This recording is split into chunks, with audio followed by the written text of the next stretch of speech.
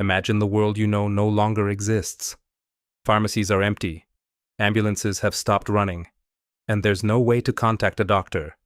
In the midst of this scenario, someone in your group cuts their hand on rusty metal while searching for supplies.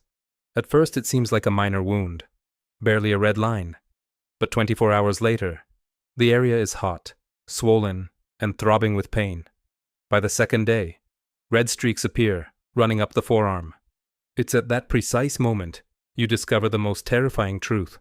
In a world without modern medicine, people don't die from external dangers, but from a simple infection. Today we're going to talk about a topic many prefer to ignore, or fill with viral false solutions. I'm not going to give you a magic recipe for making penicillin in your kitchen by mixing bread mold, because that's a dangerous lie that could speed up a person's death. What I'm going to give you today are the real tools and practical knowledge to increase your chances of surviving when the healthcare system has collapsed. You'll learn to distinguish when the body can defend itself and when you're entering a critical phase of sepsis. We'll analyze which steps actually work when there's not a single pill in sight, and how you can replace the most important part of antibiotic therapy, strict infection control. To understand how to survive, we first need to debunk the myth of the homemade antibiotic. Many videos on the internet claim you can grow penicillin fungus on an orange or a piece of bread, and that by eating it or applying it, you'll be cured. This is extremely risky. In a laboratory, scientists isolate the specific strain, purify it, and remove the toxins the fungus itself produces to defend itself.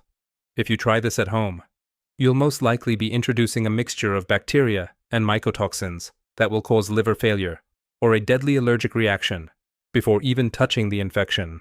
In a survival environment, your best bet isn't advanced chemistry, but discipline, hygiene, and technique. The wound survival process begins at minute 1. The absolute priority isn't to find medicine, but mechanical cleaning. If there are no medical supplies, clean water and soap are your best allies. Even more than an antibiotic. You must wash the wound with running water constantly for at least 10 to 15 minutes. The goal is to physically flush out dirt, metal debris, or soil that introduced bacteria. If you have access to potable water, use it. If not, you must boil water, let it cool, and use it to forcefully irrigate the area. Don't skimp on this step. Most infections are prevented during this initial period of deep cleaning. If the wound is deep, the next step is drainage and removal of foreign objects. In the modern world, a surgeon does this with sterile tools. In your situation, you'll have to use whatever you have, but with extreme caution. Any tool you use, such as tweezers or a needle, must be sterilized over fire until the metal is red hot. Briefly passing a lighter over it isn't enough. The heat must be total. Once the wound is clean, the goal is to prevent it from closing improperly.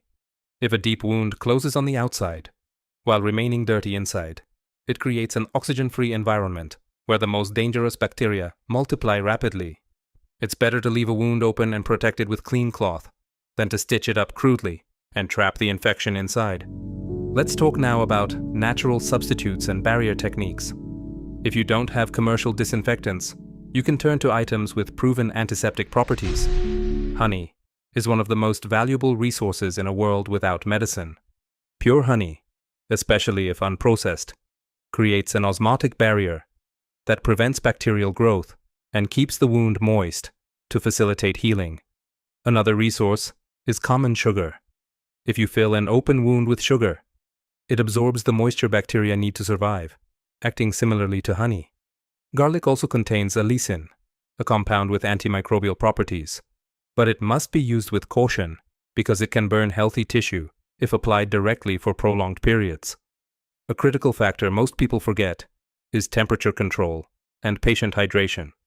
When the body fights an infection, it consumes an enormous amount of energy and water. If the person isn't drinking enough fluids, their immune system weakens, and the infection will win the battle. You must keep the injured person well fed and, above all, very well hydrated with clean water or natural broths. If a fever appears, it's a sign the immune system is working. But if the fever consistently exceeds 102.5 degrees Fahrenheit, the body will start to fail. In this case, Using cold compresses on the armpits and forehead is vital to prevent brain damage or systemic collapse. But how do you know if you're winning or losing the battle? There are signs you cannot ignore.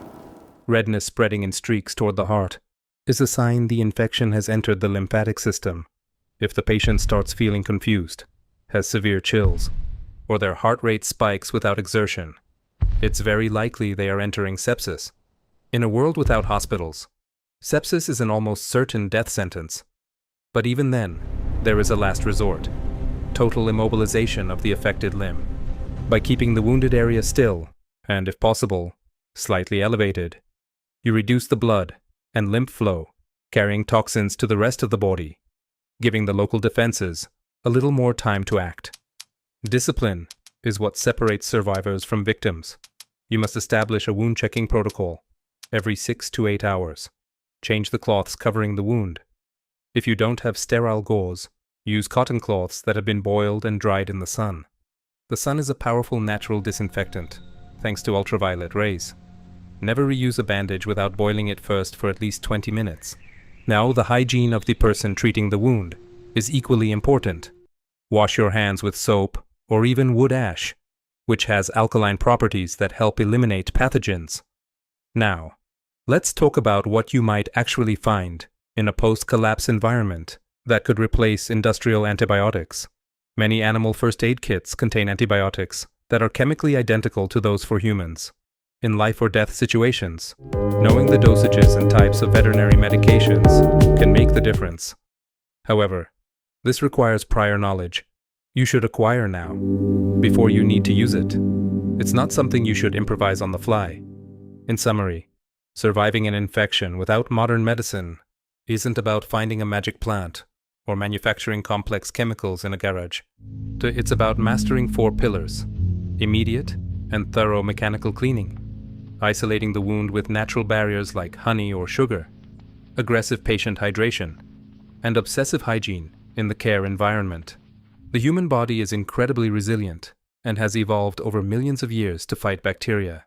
Your job isn't to do the body's work, but to remove the obstacles preventing it from winning. The biggest lesson we can draw is that prevention is the only true medicine in a world without hospitals. Avoiding injury, wearing gloves when working with rusty materials, and treating any minor scratch as a medical emergency is what will keep you alive in the long term. Don't wait until the wound is black to act.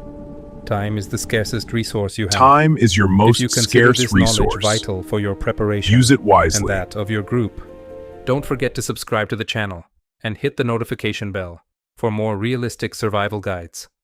Give the video a like so this information reaches those who need to be ready.